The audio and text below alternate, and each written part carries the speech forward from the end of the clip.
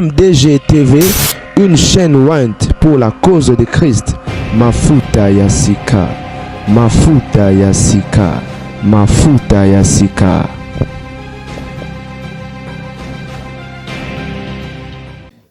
Nzambe apambola bino bisika nyonso ezwami bino ezali émission na bino bolingaka tolikati na bonzambe to lelo juste mpona clôturer o tobandaki par rapport ya bana tomekaki kosolola koloba kotalisa mpona ni bana biso bazobeba.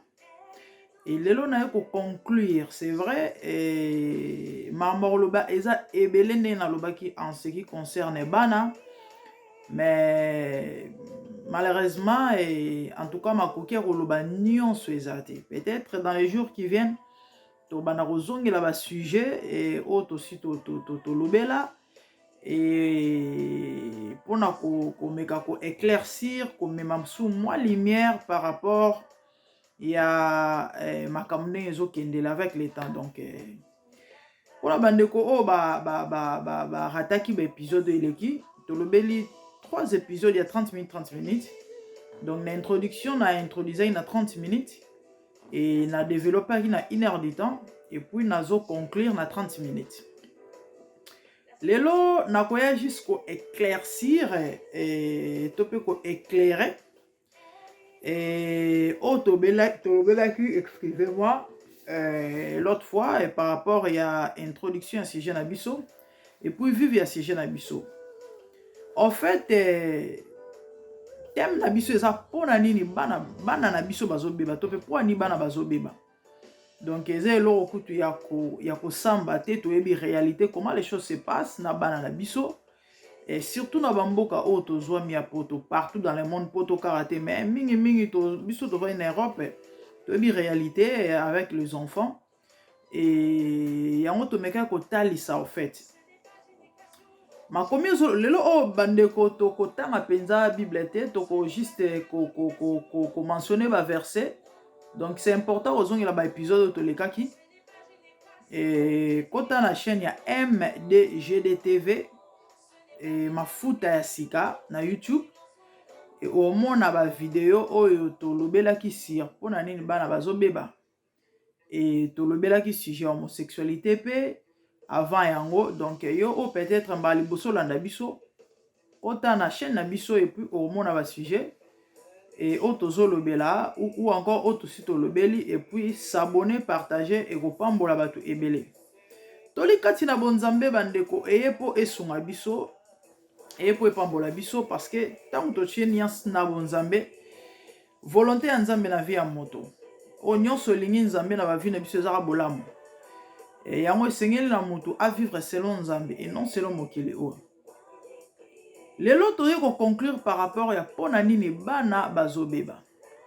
L'autre fois totangaki Proverbe 22:6 et lelo toko juste to mentionner ka ba verset et puis soza anda ko koma po otanga bisika bazolo bete lakisa mwana nzela po tanga okola atikala kana nzela wana tanga okola a changer nzela te. Et verset mibale totanga ki ezaki na Ephésiens 6:4 o bazolo bana biso bokola mwana selon le Seigneur lakisa mwana nzela to bokola mwana selon le Seigneur. Donc, ce qui veut dire, il y a aussi l'éducation selon le monde. Et il y a malamu ezali selon Nzambe. Parce que, vrai bonheur est soit mine dans Nzambe. Et tout le temps, il verset sur le Proverbe 23, de 13 à 14, bisika bazo balabiso ke kopime la mwana fimbute, tope beta mwana. Pona ko corriger. Et to meka ko expliquer ko beta wana. Et zo symboliser juste éducation. O esengeli moboti apesa na mwana. Donc on est juste un rappel à ba verset. Et puis verset na biso de base bande kozaki na Psaume 127 de 3 à 5 bisika bazo la biso utilité to pe importance ya mwana lipamboli o ezali mwana. Mwana lipamboli. Et ba comparaki mwana na flèche ya guerrier. To meka ko expliquer et to zo ata ya lobelango awate. pona mutu ndeko ozanga ba épisode wana ozala malamu ozongela ngo ekosunga yo vraiment makasi o comprendre nini tolobela ye na kati. Ouais, na psaume 127 de 3-5 tolakisaki comment est-ce que moi na lipamboli, comment est-ce que moi naza bonheur, comment est-ce que moi nazali investissement pour na baboti. Le sengeli na moboti ayeba kozwa soin ya mwana wana po lobi mwana na apporter quelque chose de bon. Et David azoloba na psaume 119 verset 9 que lolenge nini sengeli elenge atambola sembo eza ntango aza kolandisama to mpe ntango azotambola kolandisama makomi na Nzambe. Comment le jeune homme rendra-t-il pur son sentier en se dirigeant selon tes commandements? Ndenge David azoloba. Bandeko lelo toye ko éclaircir na kozala vraiment mbangu parce que makambo oloba eza ebele et faute de temps moyen tolobela nyonso eza te. Et lelo na koye juste ko éclaircir par rapport ya otolobelaki mpona kopesa bato penza idée et to pe ko éclaircir penza bato de quoi il s'agit. Tozoloba pona nini bana bazobeba. Et to expliquaki que kobonga ya mwana eza responsabilité ya baboti. Donc soki mwana baby bandeko à 90% faute eza ya ba parents. Et peut-être ndeko mbali boso o landa biso peut-être ata mosoko beta libako mais comment koloba ndenge wana so 8 ans peut-être rolanda ba vidéo auto salaki avant on a essayé d'expliquer le pourquoi. Mwana bandeko baboti bazala ba garant to pe ba gardien. Et Nzambe apesi yo mwana ena mokili. C'est à toi ya ko élever mwana wana. Yango Bible zoloba lakisa enzela. Donc ce qui veut dire oyo ko lakisa mwana wana yango mwana na kosala. O mwana na ko mone pa na yo yango nde akokopier parce que bana bazalaka neti s'il faut dire les singes oya omona yango ya kosala. Bo constater na famille to pe na ndako ba fingaka bana ba fingaka pe. Mona mama na papa ba bundaka bana wana bozo ko inculquer bango eloko moko. C'est pourquoi il faut faire très attention les parents. Na lobela likambo équilibre. Na lobela likambo équilibre par rapport à Ephésiens 6:4. Oezolo bana biso et bokola mwana selon Nzambe. Et puis par rapport il y a Proverbe 23 de 13 à 14 o balakisi biso que esengeli ko beta mwana, ko punir mwana. Donc to mega ko expliquer eza juste éducation o bazo senga na papa to moboti to mama a pesa a éduquer mwana. Et to loba qu'il faut équilibre ezala. Bonzambe et puis bon moto aussi il faut dire parce que na bonzambe nous voyons plus le spirituel. To loba ki eza malamu ko lakisa bana nzela ya Nzambe. Mais ko bosa na pete na ndako ko éduquer mwana. To loba ki c'est faux ko zo pete ko éduquer mwana na ndako. Mais soki côté mususu bonzambe ezate déséquilibre ba risque eza ebele mwana beba. Donc nyonso mibale eza important. La kisa mwana nzela Nzambe de même zwata ko éduquer mwana na ndako. To lobaki ba boti ebele alakisi mwana Nzambe amema mwana na église makamanda mazola kisa mwana mena azana tenter ya ko lakisa mwana et comment est-ce qu'il faut à vivre dans la société. Comment est-ce qu'il faut abanga ba mikolo, comment est-ce qu'on vendre na batu parce que tout ça s'apprend. Il y a de ces enfants là bo va na salon ba pa ya na ndako mais au bana kokota zo bima éviter que amabe.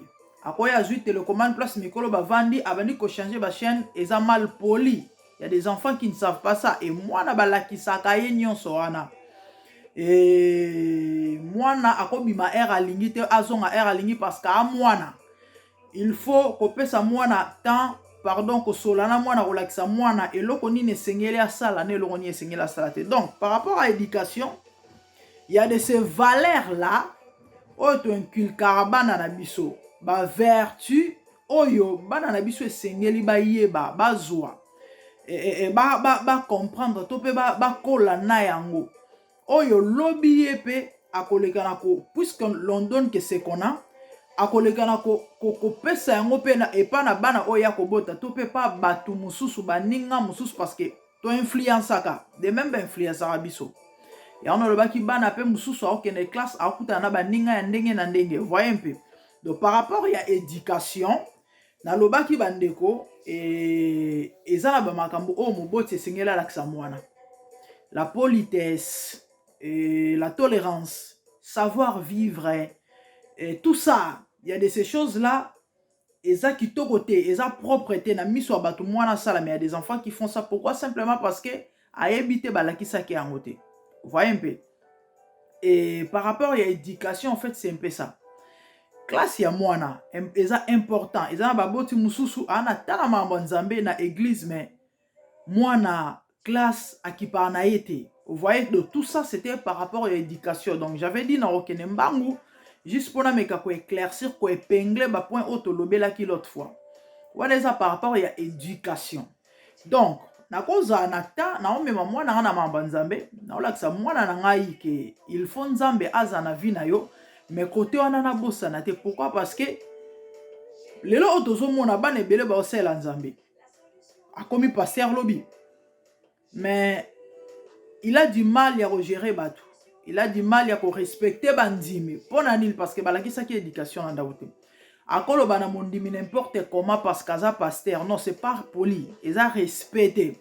Donc tout ça, ça s'apprend. Vous voyez un peu. De étant parent, il y a de ces valeurs là où il faut inculquer bana biso. Ba vertu où il faut bana bazwa et pas na biso ba boti. Ke ba vanda na batu boy ba vivara boy ba sala boy ba zongi sara batu.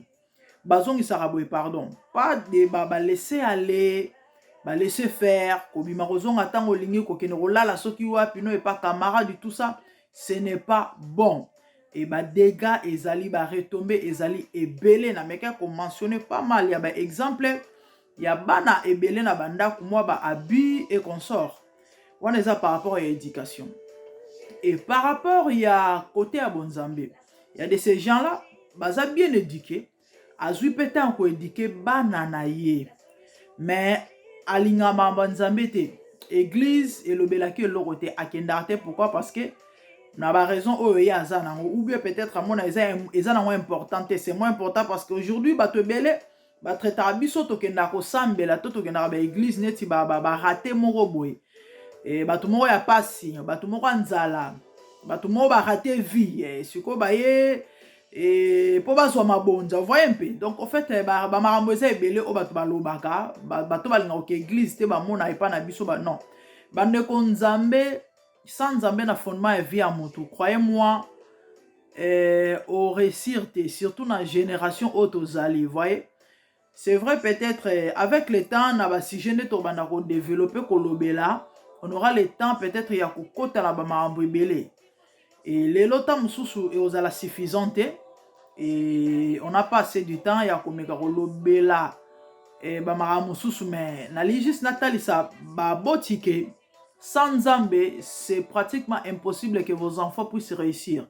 Peut-être au sans que non oui na sneyebi batu to pe na mona muto ayebi nzambe ta koli ba bazali oui c'est vrai mais croyez-moi et ça s'il faut to lo bande to lo bana ba terme to lo bara eza nango eza ka grâce comprendre eza ka mawanzambe ngolo mais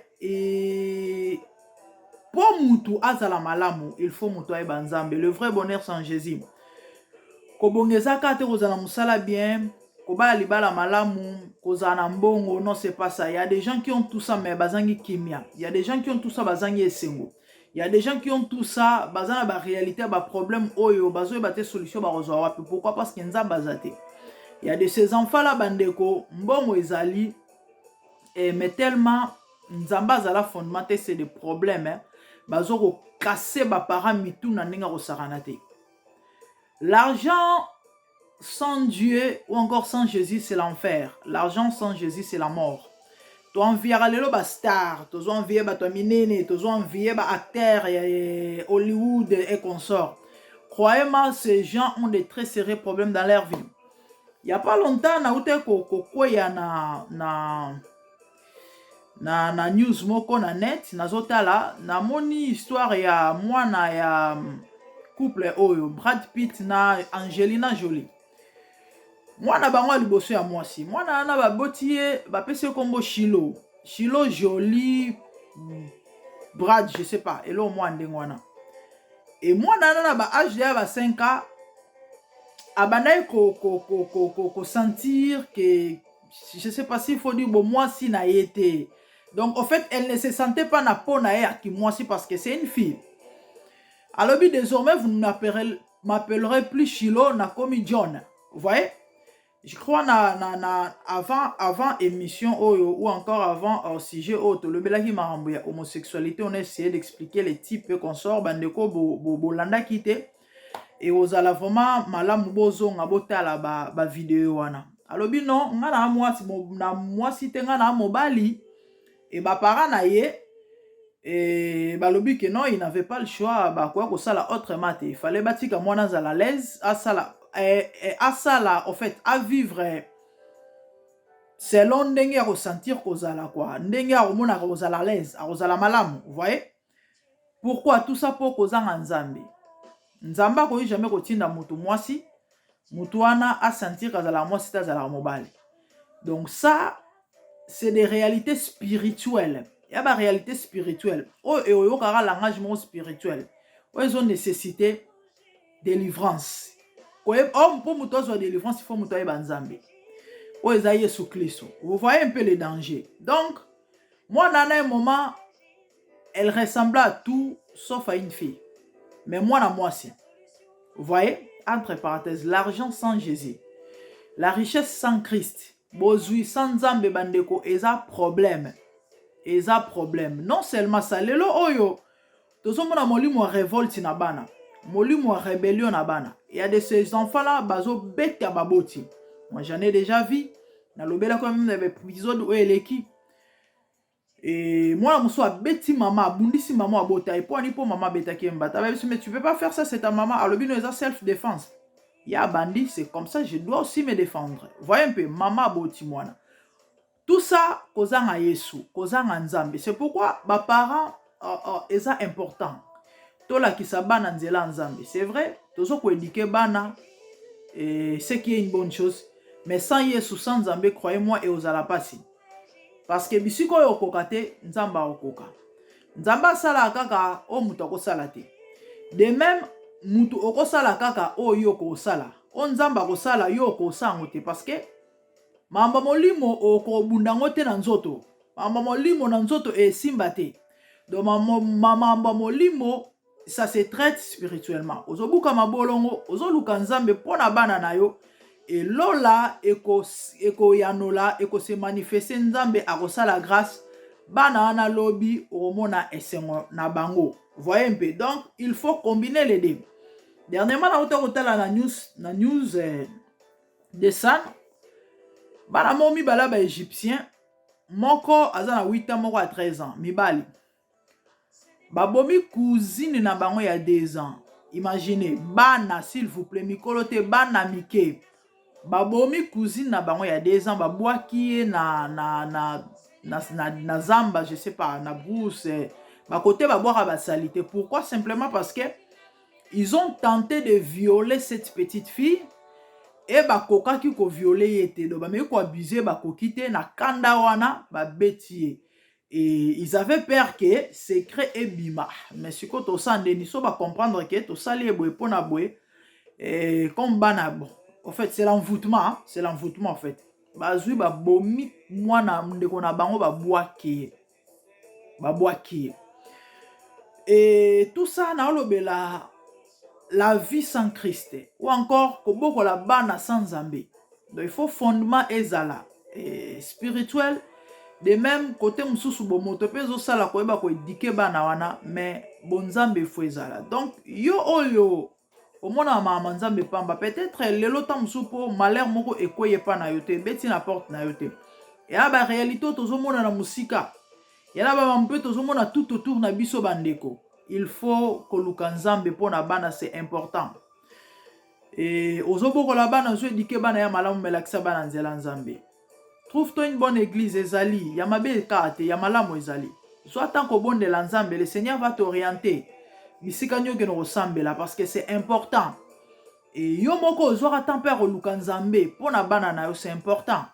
Nzambe a ozanga te ko sala yo bolamu ebele. Bien aimé, je disais que l'argent sans Christ, l'éducation sans Jésus Et la vie sans Nzambe na famille eza pasi eza milelo lelo tomona babote belé bazolela mwana akomaka vie ya boloko parce que mwana lelo bandeko ebele te ya moko moko ba se rattrapa qui a côté prison une fois deux fois après un moment azongi mais mingi surtout bana mibali so bani vie à prison et sili vie à mwana baby abima après 3 ans asali so elo moko peut-être besoin qui temps ya ko conseiller ayoki pe à comprendre un peu que non vie eza ote azui pe conscience mais bizarrement après 6 mois azongi cote mais juge alobi mais yo promettait ngo ozonga soute moi na olela lobi na ebité je sais pas qu'est-ce qui m'avait pris effectivement c'est ça en fait okobundana milimo wana te na nzoto ce sont des esprits ouais yo kaka langage esprit vous voyez un peu donc ezaki volonté na yete à comprendre te mais nazongi na maambo ndenge nini okazongi susu bakatele 6 ans tanga abima na âge na ozana âge ni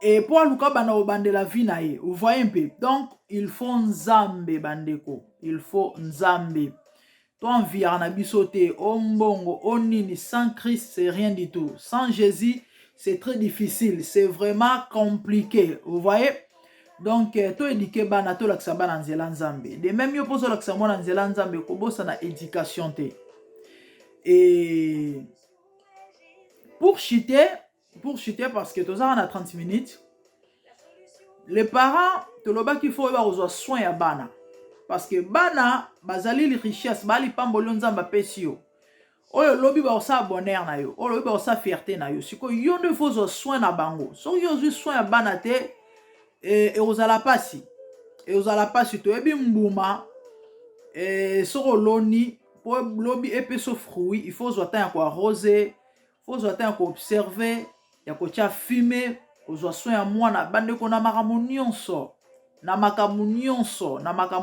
il y a de ces choses là ezamike mais il faut ko la kisango mwana c'est pas automatique lobi aokola arosalaka oya yebaki bandeko na sali constat en fait j'avais dit que mamba olobeleze belé en ce qui concerne les enfants mais peut-être le temps nous fait défaut et toebi médias zangonga na mikolozo ya peut-être to luka kozongela ba sujet moko pour essayer d'expliquer parce que to apena mambo bela olobela to ba sujet bela olobela on a lobaki bo s'abonner na MDGD TV abonnez-vous massivement vraiment on a des surprises et partagez aussi parce que ça toli katina bonzambe eko bikisa milimo eko sala bolamu na bi batonyonso et so za canal ali pambolo ne ozamala momingi bandeko j'ai fait un constat toi na poto c'est vrai zambo kamalile bandeko bane belé balinga maïté na poto bane belé basukola te pourquoi parce que dès le bas âge peut-être que sukolezaki a délestage na ndako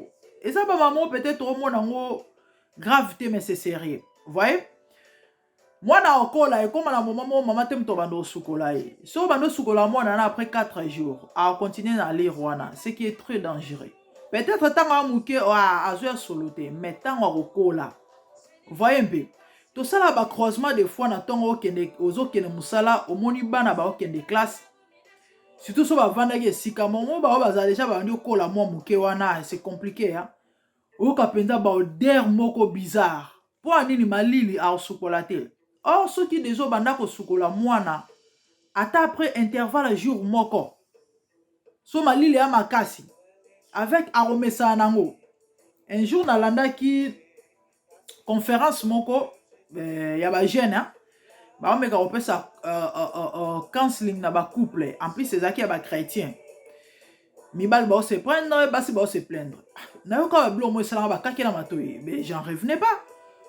Moi si abala jeune fille mais à sukola après 3 jours et lekelanga vous voyez un peu donc et aba biloko il faut to la kisango bana c'est important surtout bana basi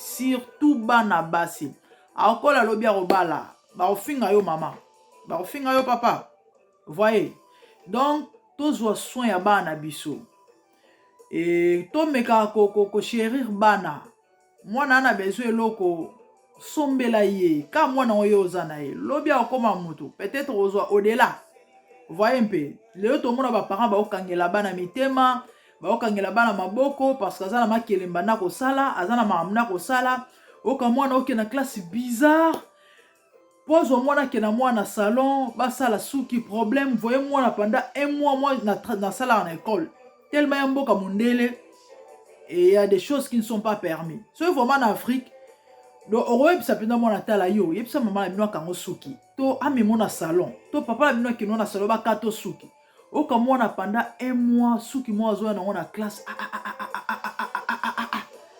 donc tozwa ta kozwa soin ya bana na biso baza lipamboli baza richesse baza bonheur na biso soko osali yango te moto akosala yango na esika no aza te mama moto akosala yango na esika no aza te papa donc lelo ezalika mpo to épingler pas mal de ces choses là peut-être par la grâce ede na mikolo ezoya tokolobela bamakambo oyo et pour chuter pour finir na quelques minutes etikali et nalinga naloba boye omoni mutu nyonso na mokili oyo ezala païen ezala chrétien mutu nyonso sauf personne nzambe alingi biso nyonso aya na mokili oyo maboko pamba te nzambe ntango otinda mutu na se na moi azo se rassurer ke atie kati na mutu wana batala oyo kopesa ye vie voyez donc mwana nyonso aza na batala kati na ye voyez et il y a 5 talents dans l'homme kati ya mutu batala eza 5 ezala païen ezala nani non ezali et il y a même des versets bibliques ou peut-être dans le topesa on a mikolo ezoya toyebi histoire ya batala na Nouveau Testament oyo Yesu apesa lisisa batala bato mosusu bazwa 5 moko mosusu azwa 5 mosusu azwa 4 ainsi de suite. Il y a 5 talents. Il y a les talents intellectuels, il y a les talents du leadership, il y a les talents physiques, il y a les talents artistiques, et puis il y a les talents ekoya ekimingai faute de temps tozo kimambangu et na batala on a bandeko intellectuel ezali mayele et oh peut-être bikina papier ezana ba musu baza tellement doué et artistique ezali de l'art toyebi art musique eza art et puis art eza mambebele toyebi talent physique ezali o ezali sport football basket ezali sumute et aba talent nzamba cha kati na moto et eza na talent ya leadership mwana mususu abengami akamba akokamba entreprise akokambelo osongolo et puis eza na talent mususu ya créativité voilà oyo bane kokimanga ya créativité voyez un peu et entrepreneuriat bamambo eza ebele donc c'est aux parents ya kodécouvrir mwana de quoi l'enfant est capable po boyeba koorienter mwana wana afin que lobi abeta à côté te et ana mwana musu akobongaka na biki na papier et ana mwana musu na talent nzamba tchekati na ya sport et alisumu te et amabete mais sauf que il faut koluka kodécouvrir mwana et surtout kobondela po nzamba orienté wala kiso bisika nyonyo situé mwana parce que yana bao bana yango 3 et là musu anango 2 musu anango moko musu azape na 5 mais ezala toujours na moko oyo dominaka et bao bazala nango ebele mususu ekosala na moment oyo akoyu peut-être lobi ko se lancer ne lo mususu vous voyez donc il faut que luka ko observer mwana oyeba eloko ni mwana za nango po lobi esunga boyeba ko orienter mwana wana bo canaliser eloko wana ngo malamu lelo to mona ba Cristiano Ronaldo tozo mona na musique tozo mona toyebi ba musicien bazali ebele ezale pa na biso ezala ba américain to enviaka to sepela na bango lelo pasteur na biso Moïse Mbie il est pasteur mais toyebi eloko esale plus c'est sa musique et bat balingara ngo bat balingara et il se fait de l'argent vous voyez un peu eza don nzamba tchekati ya muto ya talon nzamba tche donc eza ndenge moko ba parents bozwa temps ya kozala souvent na bana bino ya kozwa temps avec eux ya ko comprendre eloko ni nzamba tchekati na mwana na ngai bondela nzambe na bane koloba eza important kobondela nzambe pour orientation par rapport à talent o eza kati na mwana simplement parce que à cause en ango 2 3 4 ça dépend et ce qui o oza dominant yango nde peut-être ekozala yango nde en fait ekozala eloko otamso osala ye et pona ba o ba ebi nzambe c'est important de prier demander l'orientation de Dieu parce que nzambe nde mukolo moto voyez un peu ya neti mutuka et ya Mercedes kaka mutu asali yango nda oyeba pièce ya rechange et puis pour fonctionner malamu il faut eloko nini. Donc avantage yango na mutu ana nzambe na o ana nzambe te, o ana nzambe te a constater kaka eloko oyo ezoko pela kati na mwana parce que ezala remarquable. O mwana zo sala bo comprendre mwana alinga bale mwana oyo azana donc koyemba mwana wa ainsi de suite. Donc c'est important de prier. Prochainement peut-être net ozwa temps ya ofungola ngo malamu pour expliquer de ezaki juste pour na koluka compléter par rapport ya sujet tozo lobela. Il y a un petit détail na bosanaki na ototanga na newspaper na moni mwana moi s'est suicidé il y a 10 ans s'il vous plaît. Moi na 10 ans. Il y a moi c'est une très jolie fille amitié singala kingo mama kutie akufi amediembi ki na chambre. Et na espace à un mois na moni baka oyo 3 bana basi peka mingi po anini baza ko boulier na classe do ba se moquer na ye yango na banda ko loba par rapport à éducation ba mama to benda bana matoi to lakisa bana savoir vivre to lakisa bana ndeni bavanda na société yebisa ozo kende classe eza pona yo tanga ko seka batute c'est pas bon. Mwana nazaki autiste ba sekake na classe non seulement ça babane ko abuser racialement do bazo finga par rapport à race na ye. Elle était métisse. Toyebi mindele soki oza métisse mélange ya mundele na mundu ba bengo ka black. Donc, eza insulte oza je sais pas, oza eloko te tout ça plein de trucs. Et moi na koki yango te. Afundi na ndaku, na ndo ba soli na école. Bon, certainement tamso ba lobai na bango ka eleki bongo. Toyebi mboka o. Par contre en Afrique, ba robeta moi na s'il faut peut-être muto sala bongo, mais ici c'est pas le cas. Et moi, pendant un mois, harcèlement, kokite. Et la dernière fois, Solena, maman nepseka, maman que non, I love you. Na linga yo, na linga bande kolanga. Et puis voilà. Moi, na côte na chambre, c'est pendre. C'est triste. Et Moussou na na Belgique, une grande fille. Bon, elle avait moins de 18 ans, ma sœur Kolaki. Yé, ba wana oboulié, ba lobi aza fat, a mounene. Biso na Afrique, soza mounene, ou l'air bien. Et, mais malheureusement, la poto, c'est pas le cas. Moi, na bo constater, moi, na so abani secondary school, so ezé mouton nzoto, moi, na kondi. Pona nini ba osekaye. Donc tout ça l'effort ba maman ba papa to la ki sa bana savoir vivre to ba ko inculquer ba valeur mo pa na bana ya des familles moqueur mama papa ba moqueur bana ba ozandeni ba sekana ba onka batu to mona ba réseaux sociaux muto sali vidéo 3 heures d'état a finga moninga ce qui est mal a finga na ba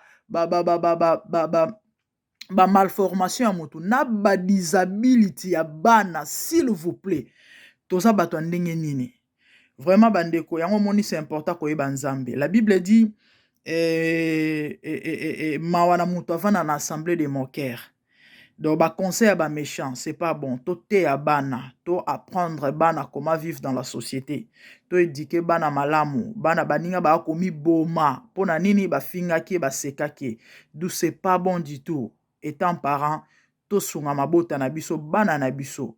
Quant à moi, prochainement, je rouvrirai voix. MDG TV, une chaîne Wint pour la cause de Christ. Mafuta ya sika, mafuta ya sika, mafuta ya sika.